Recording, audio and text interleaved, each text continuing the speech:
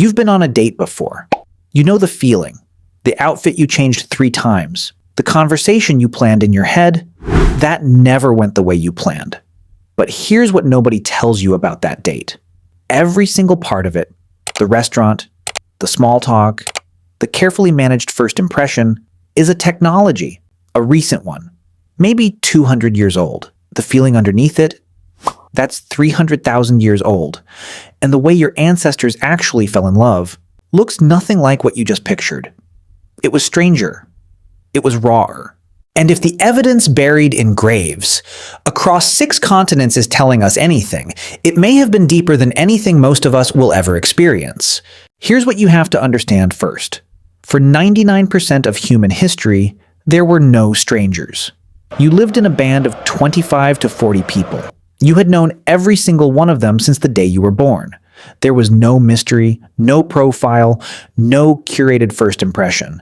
Everyone already knew exactly who you were, which means the entire architecture of modern attraction, the chase, the unknown, the slow reveal of who someone really is, didn't exist. You couldn't fall for a version of someone. There were no versions. Just the actual person, every day, in every situation, for your entire life. And researchers think this changed everything. Psychologists call it the mere exposure effect. The longer and more consistently you are around someone, the more your brain registers them as safe. Safety becomes comfort. Comfort, over time, tips into something that feels a lot like love. But it wasn't just proximity doing the work, it was something harder to name. In a group of 30 people surviving together, you saw everything. You saw who panicked and who stayed calm when the hunt went wrong. You saw who shared the last of the food when everyone was hungry.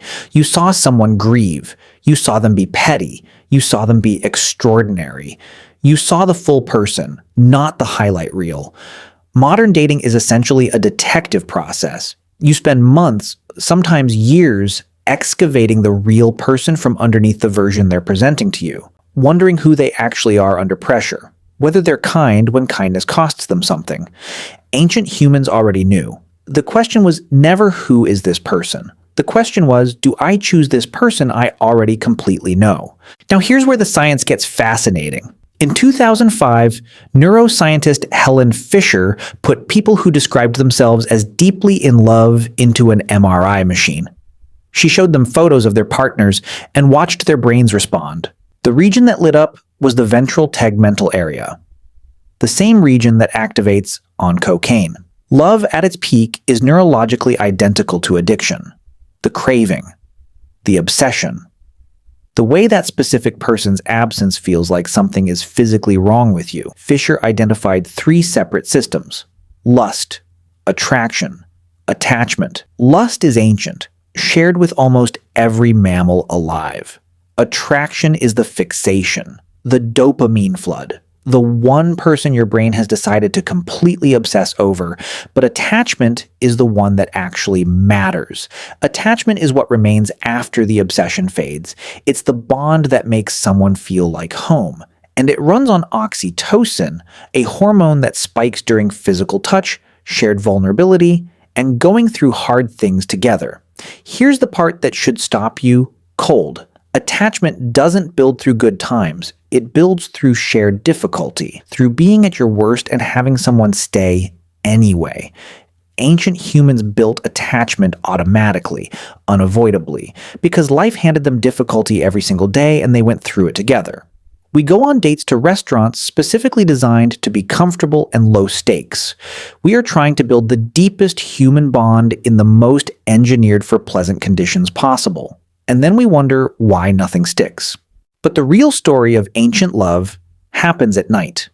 Anthropologist Polly Weisner spent years recording conversations among the Jew/Hwansi people of the Kalahari, one of the last groups on Earth still living close to the original human way. During the day, 80% of conversations were practical. Logistics, food, complaints. But at night, around the fire, everything changed. Stories, laughter, and something else she documented carefully. Slow, unhurried hours-long conversations about feelings, about people they admired, about what they wanted their lives to mean.